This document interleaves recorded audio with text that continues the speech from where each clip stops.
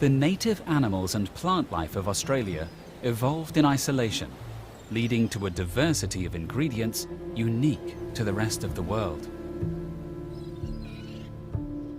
Here we have finger lime, which is a native lime, extremely tasty and very, very special. They basically look like little caviar, but lime tasting, and you pop them and they, little bursts of acidity.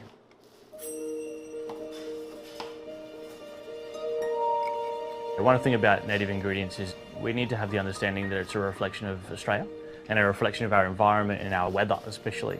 And so you talk about Australia, it's so hot, it's so dry. If you've ever grown strawberries, you know strawberries need a lot of water to be sweet. And so our native fruits are all sour, bitter, green, because we don't have the water that it requires to be sweet fruit. If you think about emu, wallaby, kangaroo, all really lean because they don't have the ample amount of food to have those fat reserves. So we've got some braised wallaby tail. It's very much like oxtail, wallaby tail. It's quite fatty, gelatinous meat. Takes quite a lot of cooking, but really delicious once you do. There's definitely trial and error, and I think as chefs you can take an ingredient, you can taste it, you can work out flavours it's going to work with. Also from people we've done work with, Fred from Fred's Bush Tucker, a little bit of cooking with him. He sort of taught us some very traditional ways. We've taken that into the kitchen and sort of replicated that. So I have a barramundi, dry age it for about 3 days. This dish is based on quite a traditional way of cooking barramundi. So normally you take a whole barramundi, wrap it in paper bark, soaked in water, layer it with lemon myrtle leaves. The smoke will come up through the lemon myrtle, flavouring the fish.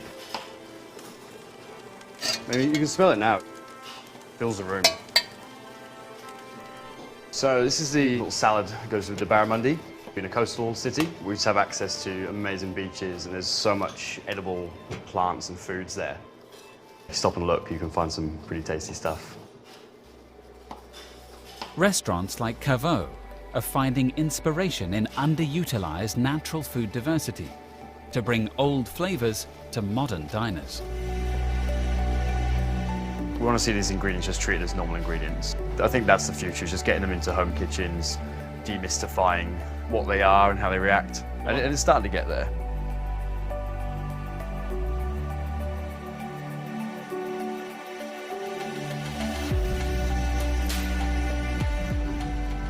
The importance of this food revival goes beyond mere tastes and flavors. Look, a lot of our elders are dying these days.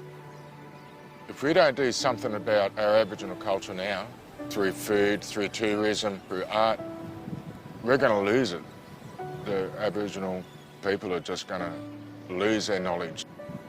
And you've got to share your knowledge to keep it, really. So that's part of my role.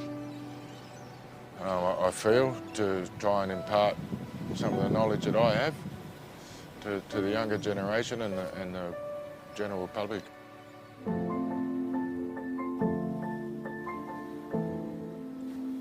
I want more fellas out there doing what those fellas are doing and showing off our proud culture. All the ingredients are here in our backyard.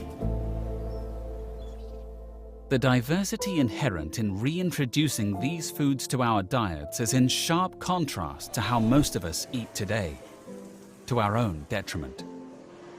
If we are to improve our health in the future, we must take